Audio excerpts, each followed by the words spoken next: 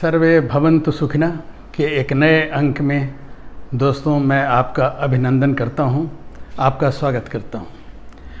आज जिस विषय की मैं चर्चा करना चाहता हूं, मुझे लगता है हर किसी ने कभी न कभी इसे एक्सपीरियंस अवश्य किया होगा, इसका अनुभव सबों को होगा।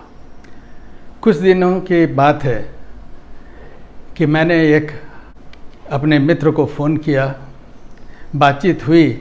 उन्होंने बताया कि उनके लैंडलेडी का, जिस घर में वो किराए पर रहते हैं, उनका देहांत हो गया हाल ही में। मैंने पूछा दुख की बात है, उनके बाल बच्चे उनके साथ थे? उन्होंने कहा नहीं, इतने बड़े मकान में अकेले रहती थी। हमने कहा क्या आयु थी उनकी? उन्होंने कहा लगभग 93 साल की। हम बोले अरे अकेले क्यों रहती थी? उन्होंने बताया नहीं, वो घर छोड़कर कहीं बाहर जाना नहीं चाहती थी और अकेले रहना पसंद किया, लेकिन घर छोड़कर बाहर नहीं गई। चलिए इसे मैं यहीं छोड़ता हूँ और अपनी चर्चा आगे बढ़ाता हूँ। बहुत पहले की बात है, एक गांव में गुरु अपने 2 शिष्यों के साथ पगडंडी पर जा रहे थे। उन्होंने देखा कि दूसरी ओर से एक आदमी अपनी गाय के साथ आ रहा है। गाय को उसने बांध रखा है, उसकी डोर उसके हाथ में है। गुरुजी ने अचानक शिष्यों से कहा, अच्छा ये बताओ कि ये गाय और उसका मालिक जा तो रहे हैं, लेकिन किसने किसको बांधा हुआ है? शिष्य हंस पड़े। गुरुजी ये क्या बात हुई? हम सब देख सकते हैं कि उस व्यक्ति ने गाय को बांध रखा है। गुरुजी मौन रहे। 2 कदम उस व्यक्ति की तरफ बढ़े और उन्होंने उस व्यक्ति के हाथ से उस रस्सी को लिया और छोड़ दिया।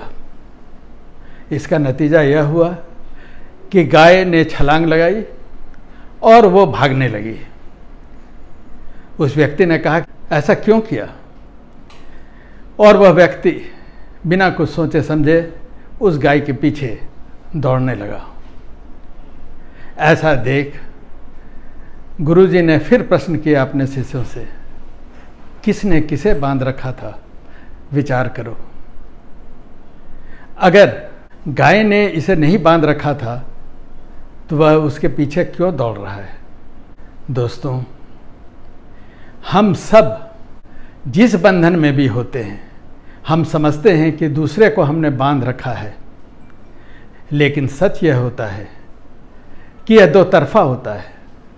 वह चाहे सजीव हो या निर्जीव हो, फिर भी रिश्ते ऐसे हो जाते हैं कि दोनों के बीच एक अटूट बंधन हो जाता है।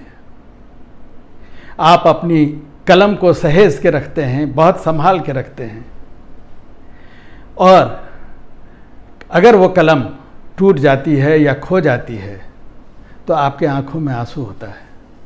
क्या कलम ने आपको नहीं बांध रखा था? हर चीज़ 2 तरफा होता है।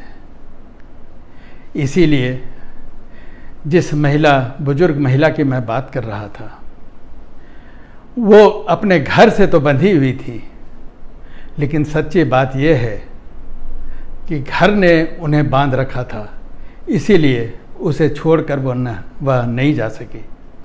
लेकिन हर चीज़ का अंत क्या है? ऐसा मोह क्यों? अंततः सब छोड़कर ही जाना है। इसीलिए ऐसी चीज़ों से हमें बंधन मुक्त होना चाहिए।